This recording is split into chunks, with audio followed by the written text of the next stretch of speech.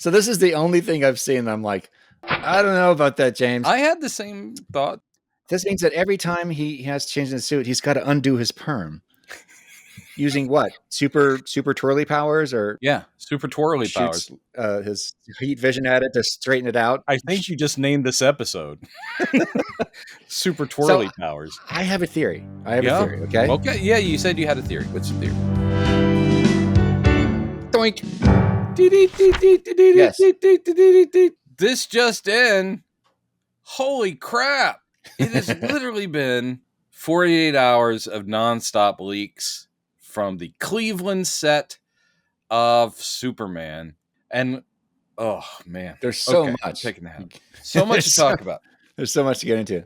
Where shall we start? We saw the teaser image. You know, that was our first look where we're like, all right, this is where they're going with the costume. I loved it. People had problems with it because people suck. And now I will say this, the online discourse, basically Twitter, and that's right, I'm going to keep calling it Twitter. Basically, it's almost, I'm not saying the Snyder Bros, I'm not saying they've been quieted, but the positivity is far overwhelming. Yeah. Everyone seems to be like going, oh no, that's Superman. Like people like going, okay. And I'm like, there you go. Yeah. I think James Gunn planned this. I mean, I think that he's calculating. Obviously, the teaser image was meant to just sort of start the ball rolling. But he knew once he was doing exterior shots in a city that people would be able to snipe, pictures of the costumes and stuff.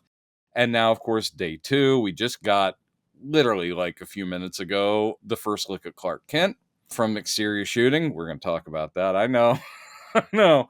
But first things first, I guess we should just, and I know that by the time this comes out, we can't, this is not coming out today. So you're going to hear this later, but this is our reaction video. Let's call this our reaction video to seeing Lois, Perry, Jimmy, Ron, Cat Grant. Good Lord. We've seen Miss Tessmacher. I will say, I love that James Gunn is just saying, everyone's here. This is that universe. Miss Tessmacher only originated in the Donner film. She's not from the comics. They later on put her and Otis in the comics and tried to make them more serious. Get away! I'm not excited that there's a Miss Tessmacher. I never watched. I mean, like, Lex should be the smartest villain alive. Why would he have idiots? I'm back, Mr. Luthor. Yes, I was just talking about you. It's nitpicks I have about the original Superman, which is a movie I love. What more could anyone ask? Yes. But anyway, so I know this is a small thing, but I love that they're shooting Cleveland for Metropolis. It's Cleveland. It's where the character was born. And that just hits me. I'm sitting there going, that's Siegel and Schusterland right there. And I certainly love, again, Donner's take where it was New York and it was also Calgary, I think. I mean, those are the two cities that passed as Metropolis. But this, at least exteriors that are in Cleveland, I'm sure it was money saving. But at the same time, I'm like, I love it. I love that Superman is in his hometown. Yeah. A side note, I did look that up. Calgary, I think, was Superman 3. Superman 3? Yeah. All right. Okay. All right. Anyway. All right. Sorry, everybody. This was the end. We had a good run. No, regardless, it's great there. But what we've basically been seeing, we can only speculate as to what it is. But apparently, we're seeing shots of a very bright, awesome Superman outfit. Yes. A great cape. Beautiful. A man who looks just like ripped out of the comics. Mm-hmm. We're seeing a comics accurate and beautiful Rachel Brosnahan as Lois. Oh my God. We're seeing them smiling at each other. I don't know if that's part of the scenes or if they're just like, a lot of it is kind of like between shots, I'm sure, like, oh, but they seem to be having a great time shooting it. Yay. Yeah. We've seen him looking up at something concerned, like up at a building, and the camera's going up like it's his POV. Oh, okay. He's about to fly. Yeah. Yeah. So I think he's looking up and they're going to do that. And then we'll probably see him take off. I don't know. Yeah. But apparently there's destruction on the street, and we see possibly Mr. Terrific's craft, which apparently has saved the Daily Planet staff, because they're And a all whole leaving shitload that of people too. There's that gangplank that looks like it's one of the scenes from Guardians of the Galaxy of the, Yes. at the end of Volume 3 when everybody's coming out of the ship. Yeah. Which I also kind of dig, because, I mean, again, we can't predict the plot, but it looks like, weirdly, it was Mr. Terrific that saved the Daily Planet staff. And it's like, maybe Superman's too busy doing other stuff, but I love that it's like teamwork. Well, that's the yes. And Lois comes out and she looks intense, and you got Perry, and come on. Oh, here's something that you pointed out. He's got a cigar. He's coming out of the gate. He's got a cigar. He was smoking in Mr. Terrific's ship. But also, and Mr. Terrific was like, dude, seriously? But here's what I don't understand. Do you remember all it wasn't a big deal, but Matt Reeves, the Batman, they couldn't have the Penguin smoking. And the Penguin is, famously either, I mean, obviously they're going with the mobster version, so he doesn't have a cigarette holder. But that was a thing where Warner Brothers said, no, he can't smoke in the movie. And yet, did James Gunn just go, look, if I'm doing your Superman, Perry's going to have a cigar? I mean, we'll have people say, I bet they will have plenty of people saying, like, dude, it's the 21st century. Stop doing that. You're going to kill yourself. Yeah. But it is a thing. I was like, yeah, that made me feel, this is what I think he's doing. He's reading the room. He took the temperature. There are, of course, people who loved Man of Steel and Justice League and Batman versus Superman, all that. There are Snyder Bros, as you well know. Boy, they just keep coming in the comments, too. Hi, guys. Hope you're enjoying the new picks. But that, I think, wasn't satisfactory. So I think the rebellious thing to do is go back to a comfort zone. The thing is that Superman, like Spider-Man, like any of the big heroes, we kind of want them to be the traditional, or at least we want them to be close to the original character. And you take it too far, and you're showing us all like, you can bend these icons. But like we said before, I think people want them to be in a recognizable shape. Mm-hmm. So we've got color back. We've got the colors. And you look at Mr. Terrific, who, by the way, looks terrific. He is the comic come to life. They didn't do a damn thing other than do that costume. They have the T on this. I mean, it's like he's just basically saying, there they are. And, sure, Perry White is played by a black guy, but he was also in Snyder. That has nothing to do with it. He is Perry White. He's older, slightly rotund guy with a cigar. And I bet Wendell Pierce will kick the character's he will. ass. Yes. He's so perfect. And I was surprised because, we've seen who they cast for everybody. And I even said, and John rolled his eyes, because anytime I get nitpicky, he's like, oh, boy. The whole thing, like when they announced the actress for Cat Grant, I was like, well, she's not blonde. Then we get the picture of her. She's blonde. Yeah. I'm just like, I think James Gunn was just like, no, give them the characters. Why screw around? And look, I love Amy Adams. I thought she was not the best fit for the role. I think she's an amazing actor. Mm-hmm. But I was sitting there going, oh, okay, if you're going to have this, if she will be our Lois, couldn't dye her hair? It's like, I'm sorry, red hair is Lana Lang. Yeah. So, I mean, there is that, I am that traditionalist where I'm sitting there going like, I kind of just want them not to keep challenging everything. It's like, can I just look at someone and go, that's the character? Mm-hmm. And these pictures are that, where it's not just obviously a great looking Superman and a perfect Lois. You're also just kind of sitting there going like, I know that person. I know that person. I know that person. The dialogue could be totally different. We might end up seeing, it's like, wow, I never thought this character was that snarky or whatever. And knowing James Gunn, I bet a lot of them will be snarky. But at the same time, he is instantly breeding trust in the longtime fans. And I think that it's not pandering. I think he just said it's easier. It's like, if I'm going to build this whole universe, I don't want to challenge you too much. The best thing he has thought of so far, besides let's go traditional with their look and so forth, is that it's not another origin. I mean, that's smart. Because even though it'll say Superman, we're going to have a whole world. And yes, I'm sitting here going, I cannot wait to see I can't Hawkwoman. wait. I can't wait to Yes. see Guy Gardner. Yes. Metamorpho, get out of town. Metamorpho is going to be, I'm pretty sure, mostly, I don't think it'll be practical makeup. I think it might be a combo kind of thing. So Probably. I doubt there'll be too many set photos where people go, oh my God, it's Metamorpho. It'll be, oh, look, there's that really good actor and he's got little dots all over or something. Right. Yeah.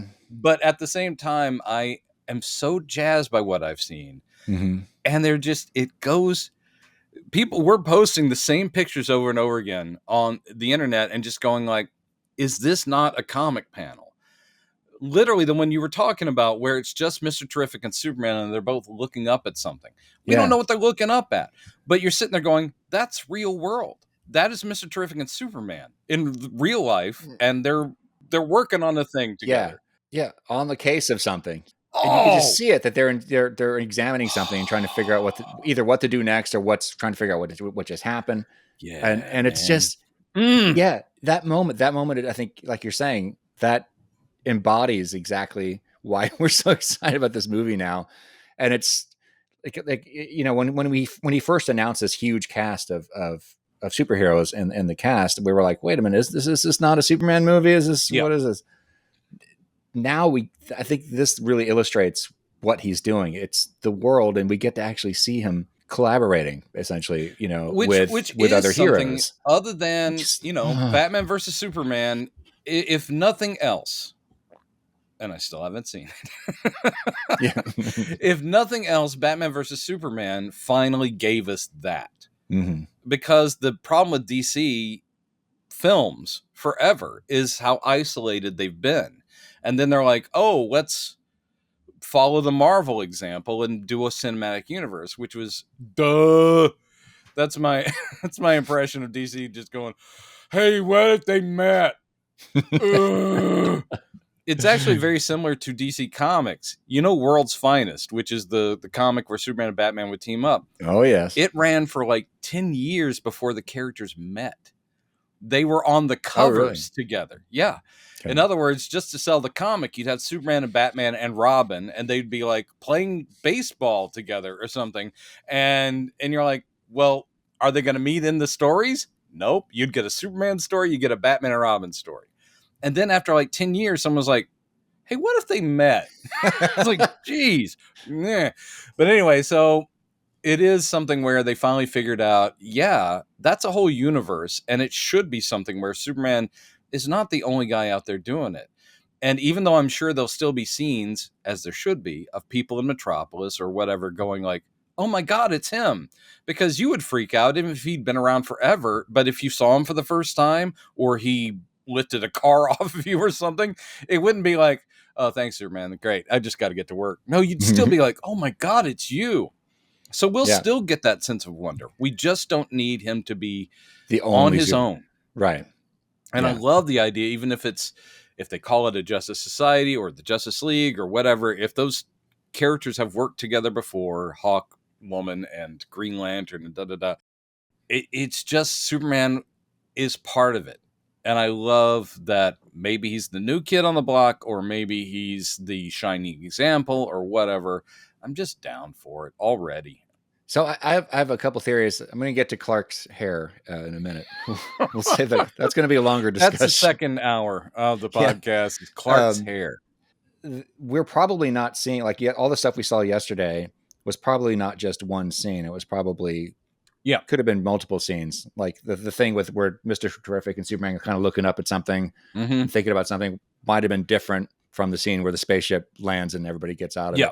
That I thought when I saw that, everybody there and then the entire Daily Planet staff. Oh, wow! I just knocked my kaleidoscope on the floor. That is probably the most Chad quote I've ever heard. I just knocked my kaleidoscope on the floor. My yellow submarine kaleidoscope. The entire Daily Planet staff is exiting, presumably Mr. Terrific's ship. I was wondering if that's like in the finale, if that's like sort of the denouement after the villain is defeated and everybody's coming back safe. It could be. because I mean, everybody's there. I was having the same thought. Is Yeah. that, and it's quite possible that for some reason, probably connected to Superman, the Daily Planet is targeted. And it may have been a thing where Superman's like, I can't get to them in time. I'm fighting. Yeah. And it's like, Terrific's Exactly. like, I got him. Don't worry about it. Mhm. And again, this is us speculating. And Yeah. if it's in the first 5 minutes, I don't care. It's awesome. That's all we're going to be doing for the next year. So that's And everyone's just losing it over. All we've seen is like 4 or 5 photos of Lois and Superman in proximity, and people are losing it because the chemistry is already evident, because you have 2 charming people and you have them obviously enjoying what they're doing on set. And I'm just sitting there going like, damn, man. Plus all the little nods, it is very Easter eggy, where it's like Lois is in purple because that's what she always wore in the animated series. And you're like going, oh, dude, come on, right in the vein, right in there. And that I wouldn't, that went over my head because I'd never really watched the animated series. What? I mean, not enough to have remembered that detail. Buy the box set right now. I got it from I got it from, I've been keeping up on Twitter. Oh, yes. Oh, don't you mean X? What? Yes. No, I don't. Yes. Yeah, people are catching all that stuff. And again, it is a thing where it's like Ron's got his glasses. Jimmy is not in a bow tie. I'm okay. At least not in that scene. Yeah. Yeah, I'm not enough of a nitpicker to sit there going like, wait a minute. Why doesn't he have a bow tie? Yeah. Why isn't he wearing a purple onesie that says Elastic Lad on it? Why isn't he Turtle Boy in this scene? So, but knowing James Gunn, he's probably 2 minutes away from saying, and it's like the credits button will be him turning into Turtle Boy. Yeah. Or somebody gifting him a bow tie. Like, what do you think, Mr. Kent? Here's kind of what I think Gunn's overall plan is. And he's already laid out the 5-year plan. But all the weird stuff, I think that's obviously where his heart is. He can't wait for more Peacemaker. He can't wait for Creature Commandos. That's what I think excited him about the job. He just knew, I have to give them the launching of Superman. I have to do this right. Yeah. Then he will go off and do all the weird stuff, but as the overseer of the cinematic universe, he'll make sure the right people are picked to do another Batman, to do a Justice League. Obviously we've got Lanterns coming up on Max. I can't wait, because look at the showrunners, Lindelof, come on, get out of town. I can't wait for that. And of course, Nathan Fillion will be on that, guesting every now and then, because they're doing everything as one combined deal. Yeah. Just like Marvel with their TV shows. So it's sort of like, oh man, I can't wait. I just have to take care of myself. I need to get healthier because I must live to see all these things happen. So this has already got me jazzed. Could the script suck? Could the score go wrong? I mean, there's all kinds of things. Could the effects be rushed and look because the Flash really was hurt. A lot of it was like, ooh, they just didn't quite have the time and money to make that look great. And I just hope that they have factored everything in, because just based on these leaks, something they're going like, this is good. Well, I mean, the fact that he left no stone unturned with developing the suit. There's some things you could still take issues with. I know a lot of people don't like the tactical lines on the suit, and the fact that it's not really tight fitting. The uniformish way it sure bunches. Right. But you've got the trunks, you've got the belt, you got your S on, you've got the S on the cape, which we were talking about a couple years ago. It's like, do you think they're going to put that on there? And I actually was like, I don't think they will, and it'll be okay. Because nobody's done it since Donner. Since 78. So, and this, great. But not only that, but he's also giving a nod to New 52. And they have combined a little bit of everything. Yeah. And you're sitting there going like, they picked some very good inspirations, and then they draped it on a guy who isn't. And that's no offense to Henry Cavill, but Henry Cavill got big. This is a guy who, you look at Christopher Reeve, and he is our Superman, and he's not Chris Hemsworth ripped. It's just, a very fit guy. And when he's walking around in that suit, and I've only seen like 2 seconds of him in actual like motion, but you sit there going like, everything works. The cape drapes perfectly. God, It's a nice length. They didn't chicken out. Some of them have it's gone longer than Christopher Reeve's cape was. Yeah. It's like just above his ankles. You're like, Mhm. that's a cape. Mhm. And I do like that you can see on set there are people absolutely in charge of just making sure everything's right on the costume. You can Mhm. see all these pictures of like ladies and guys just like going in and they're just making sure this is right and the collar's okay. And he's just sitting there kind of like, well, this is the job. Just waiting for everyone to make sure I look good. Yeah. And I love it. I'm kind of surprised at how easy it is for people to get shots of everything. You'd think they'd have like screens up or something on the There's ends really of the block. nothing they can do, especially something that's where they're going to be needing big angles and stuff like that. If it's just a character walking from the sidewalk into a building, that's different. But this is literally, you got rubble, you've got, Metropolis cop cars, and you've got the newspapers. I remember, again, flashing back to when they did Spider-Man, and even though that was Sony, they shot some of it at Warner Brothers. I mentioned I was there for the upside down kiss scene. That's what they shot at Warner Brothers. And one of the early him fighting people on the street. So I got to see the stunt guy up on the wires getting like yanked up, and he's doing web shooting gestures and stuff. But I remember just the excitement of when they weren't filming, because you had the props there. You had the Daily Bugle newspaper things. And I didn't have a camera phone back then, because if they existed, they weren't very good. So I didn't have one. Yes. But I was sitting there just like going, oh my God, that's a Daily Bugle. And I had to fight the urge to just steal a prop newspaper. I didn't, because I'm a good man. I live according to the Superman example. Yes. But yeah, so no, it was always cool just to see the world being built. And that's why I'm very jealous of those folks in Cleveland, because, part of their city is now Metropolis, and they got to see the Daily Planet globe being hung. I think there's a globe above the doorway, as you've seen, but I think the building itself will have it globe too up on top.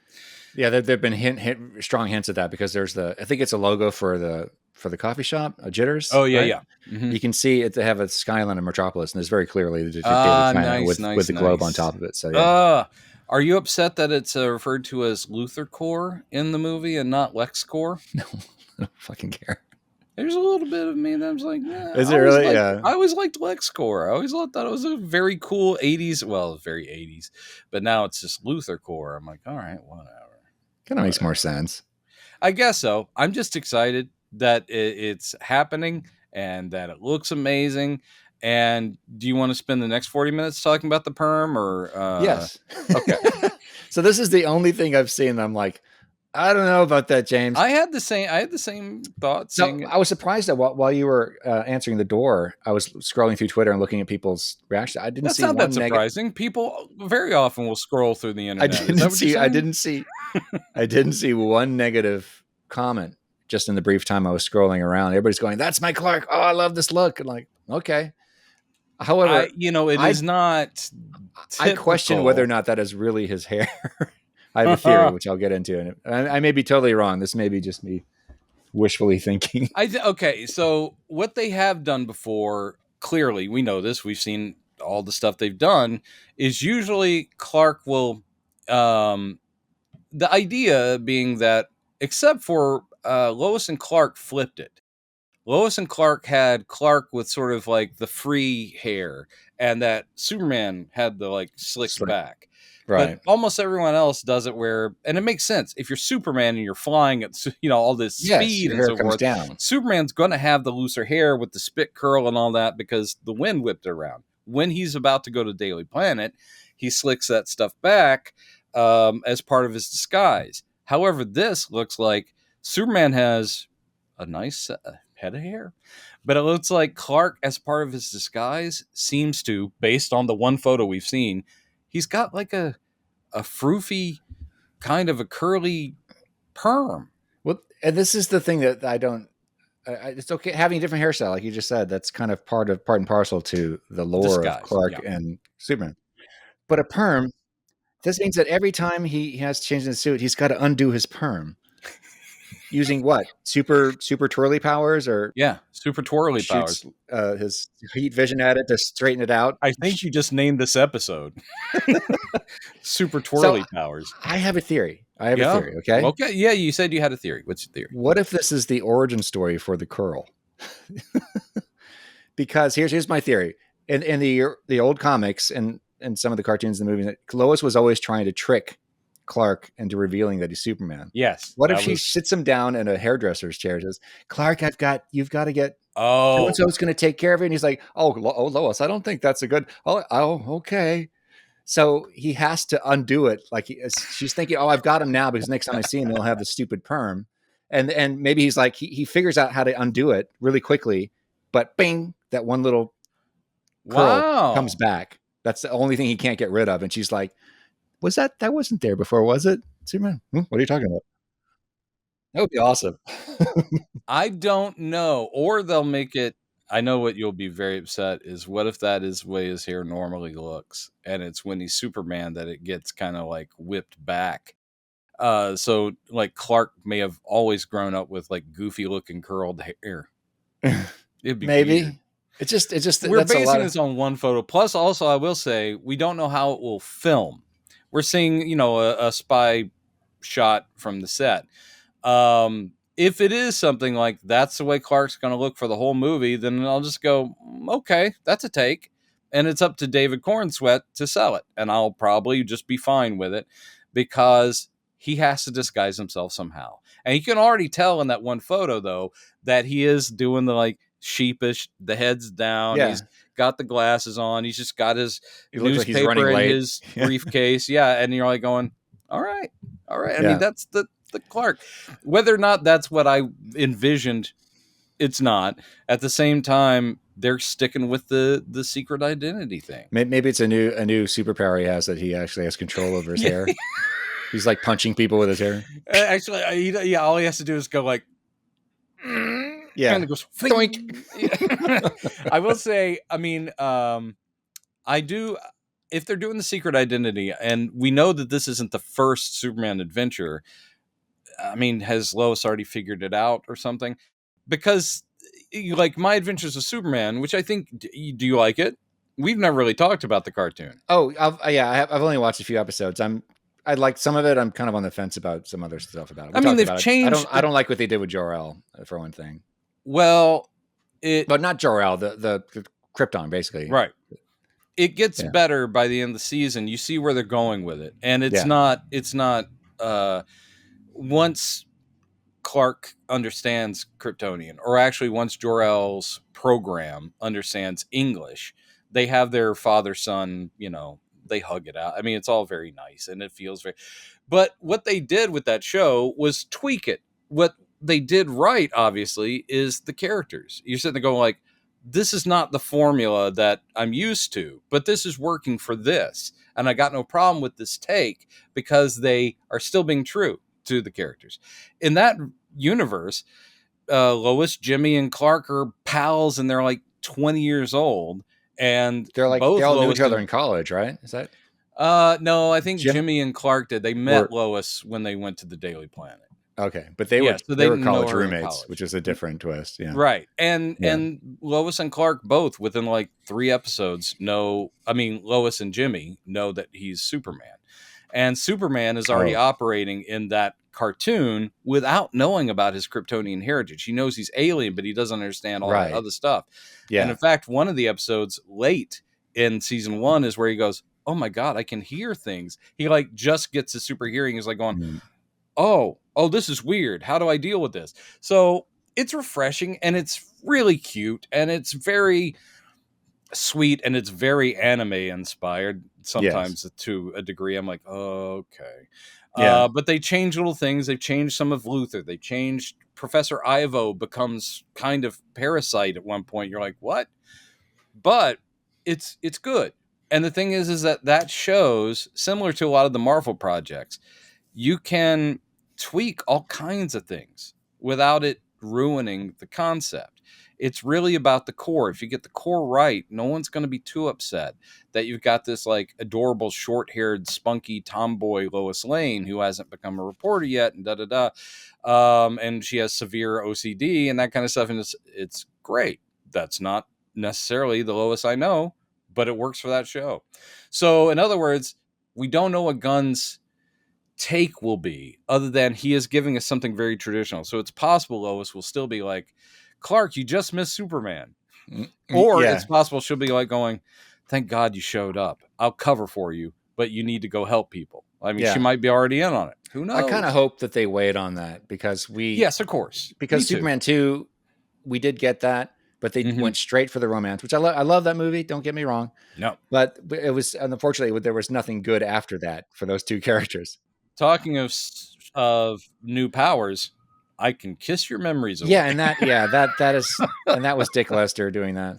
So that And I'm gonna throw my cellophane S at you. I still don't like that bit, but we didn't really get enough of that, because we do get some cute scenes of her, like, I'm going to get you now, Superman. You're going to be forced to reveal that you're Superman. He keeps outsmarting her. First movie, it's too early. She just met him, so there's no question. Superman 2 plays heavily on, you're never around, Superman's around. So it becomes the whole thing with Lois is, I'm going to prove that you're Superman.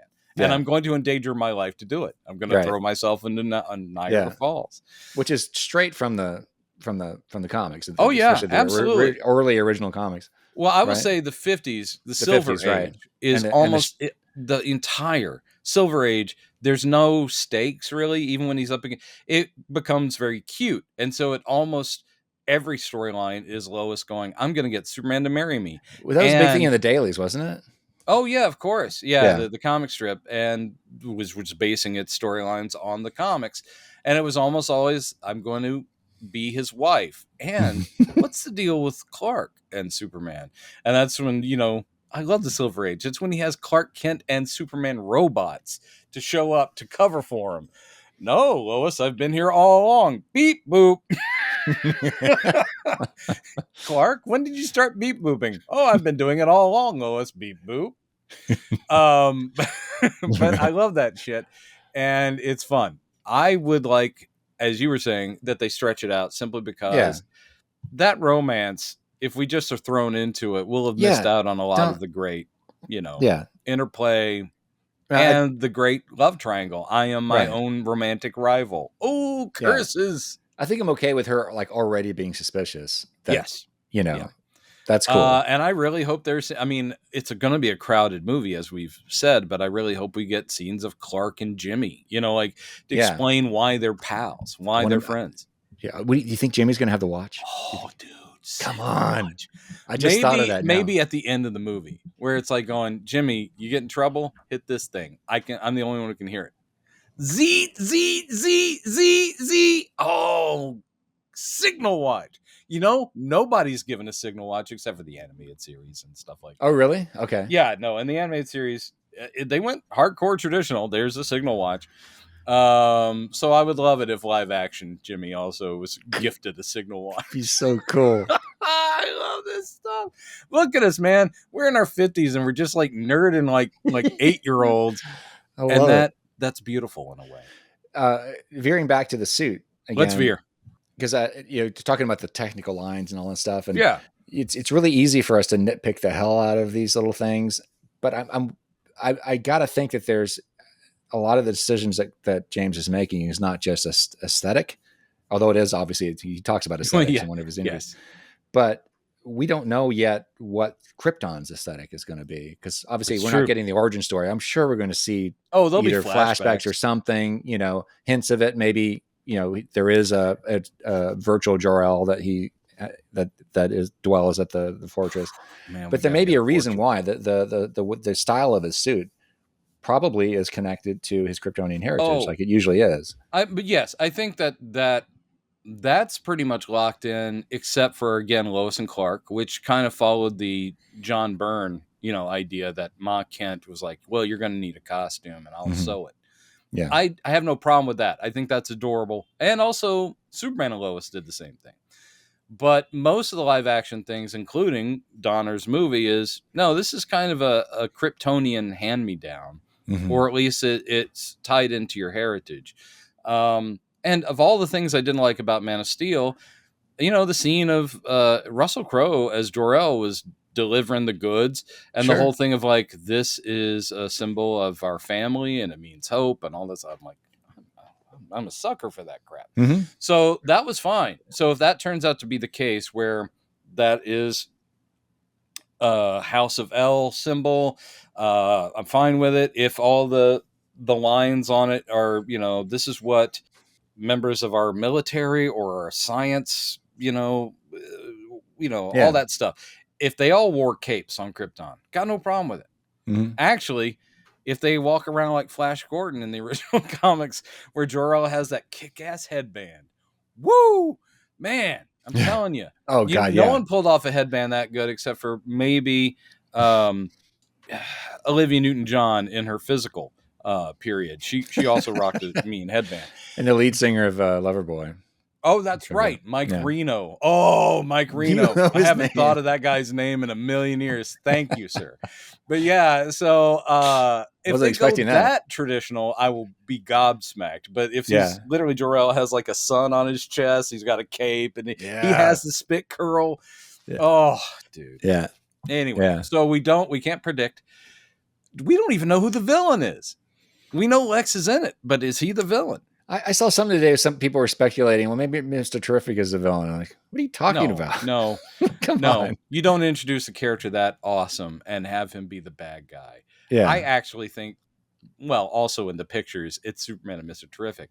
I actually think Mr. Terrific will be the guy recognizing, oh, no, Superman's the best of us and we need to work with him. And I think everyone else who probably has to be convinced.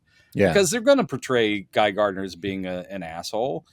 I mean, a hero, but still an asshole. I'm sure they are. And Hawkwoman, depending on the characterization, she can be as harsh as her husband. The whole thing about, the Thanagarian police officers are pretty hardcore. And you got the engineer from the Authority in there too.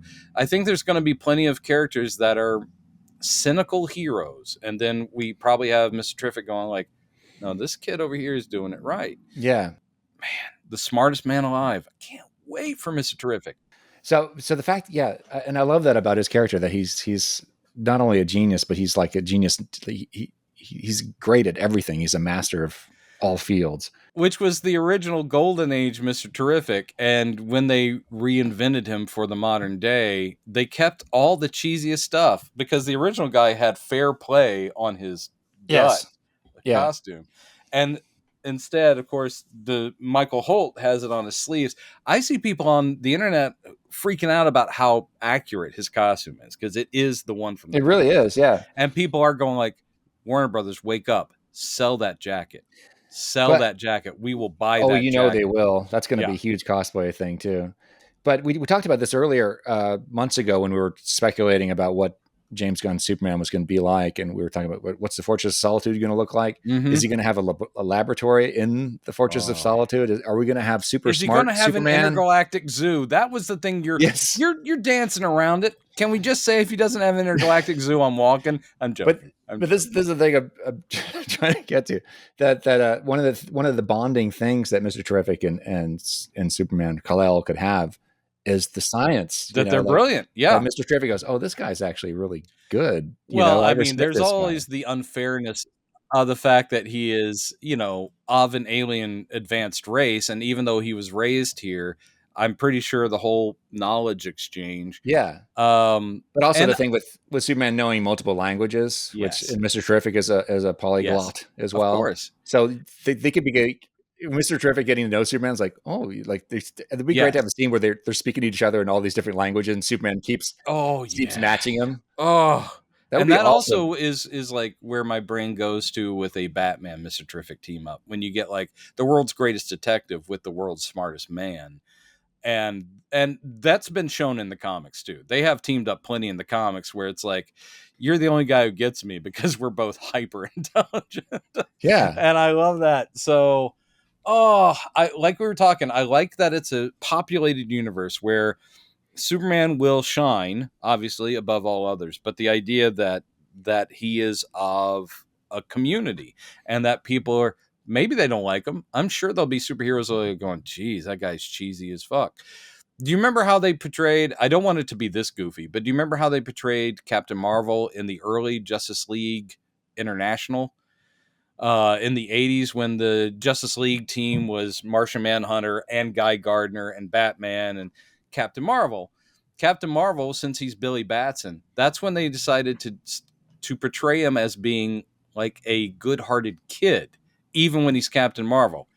I'm not a huge fan of that take because he's literally like going, golly, gee willikers, and they're mocking him constantly because they're like going, ooh, boy, this guy. He's like, what's up, fellas? I mean, I prefer that he mentally becomes an adult also when he turns into Captain Marvel. But they would do that a lot where they called him Captain Whitebread. They were mocking him because he was just goody-goody. And like, girls, they're so cute. You know, I'm like going, geez, man. Yeah. So, I mean, I don't want Superman to be that. But I love the idea that he will be the idealistic, altruistic one. And they're all jaded and so forth. So I'm looking forward to that. Yeah. That is interesting, though.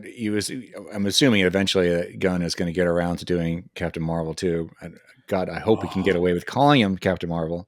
Probably not. They can. I mean, legally they can. They're still just worried about, worried about the legalities. And also they're worried about audiences being too stupid to figure out that there are different Captain Marvels. Yeah.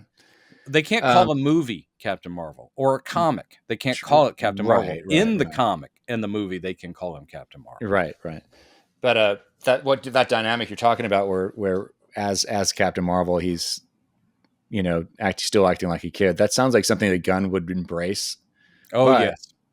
The movie already did that, so it's the most recent one. So I'm interested to see what he's going to do with the character when he eventually gets around to it. I don't think his goal is to just anti what came before, but I think his goal will be to let's use what worked and let's not go with stuff that didn't. Yeah. I mean, say what you will about the two Shazam movies we got. I never thought that the casting was bad or anything like that. I just thought the tone was very uneven and it didn't quite nail it. And they went too much for comedy and the CG effects were crap in both of them. So I'm like, yeah. But Zachary Levi, I thought, hit a nice tone there. And he probably won't be Captain Marvel in the next go around because we're not even getting Gal Gadot as, or however you pronounce it, as Wonder Woman. And I thought she did a fine job. I really do. But Gunn is just like, no, we're starting over. And I've seen people online posting these pictures of David Cornsweet in the Superman outfit next to Matt Reeves, the Batman. And they're like, come on, guys, put them together. Yeah. They would look awesome side by side. They would. However, Gunn's like, no. Not gonna happen. That's separate. So they're free to do what they will, but we'll have our own Batman and we'll have our own Wonder Woman. And I'm trusting him to find the right people because so far I think he's done a fine job. Yes. Yeah. I'm totally pumped. Bring it on. Oh well. Okay. Well, hang in there. You're running out of steam. You need to get some food. Am I? May I suggest barbecue chips? Okay. Today's episode was brought to you by Lay's barbecue chips. All right. Well, I'm looking forward to next week. I won't wear the hat again. So that was your one chance with that hat. Damn Sorry. Okay. I know. That's all you want. So until then, peace apps out. Bye. Bye.